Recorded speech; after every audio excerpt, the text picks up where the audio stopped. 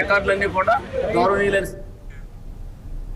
ఇక ATM robbery జరగకుండా చాకచక్యంగా వ్యవహరించి నిందితులను అదుపులోకి తీసుకున్నారు కాకినాడ జిల్లా పోలీసులు. నిందితుల వద్ద 2 గన్లు, 17 రౌండ్ల బుల్లెట్లను స్వాధీనం చేసుకున్నారు. మీడియాకు వివరాలు వెల్లడించారు ఎస్పీ బిందు మాధవ్. నిందితులను గతంలో నేర చరిత్ర ఉందని, వివిధ పోలీస్ స్టేషన్లో కేసులు నమోదయ్యాయని వివరించారు ఎస్పీ. కాకినాడ ఎస్డిపిఓ గారి డైరెక్షన్స్ లో ఒక రాబరీ అటెంప్ట్ చేయడానికి ట్రై చేస్తున్న ఒక ముద్దాయిని పట్టుకోవడం జరిగింది. దీని ద్వారా రాబరీలు జరగకుండా ప్రివెంట్ చేశారు.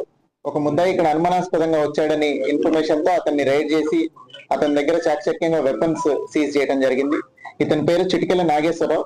ఈ చిటికెల నాగేశ్వరరావు అనే అతను ఇంతకు ముందర చైతన్య గోదావరి గ్రామీణ బ్యాంక్ లో చేసి అక్కడ కొంత బంగారం 900 గ్రాముల బంగారం మిస్అప్రాప్రియేట్ చేసి ఆ బ్యాంక్ నుంచి రిమూవ్ చేయబడ్డాడు. అతను ఆ రిమూవ్ చేయబడిన తర్వాత బంగారం తాలూకు డబ్బులు మళ్ళీ కట్టేసి ఆ డబ్బులు ఎట్లయినా మళ్ళీ సంపాదించాలి అనే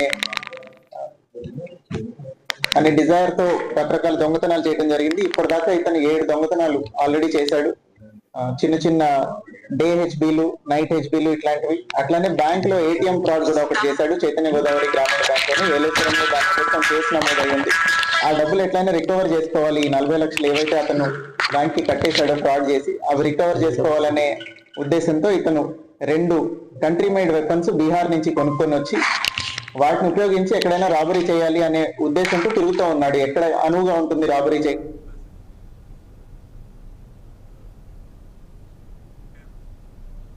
వేతనాలు పెంచాలని డిమాండ్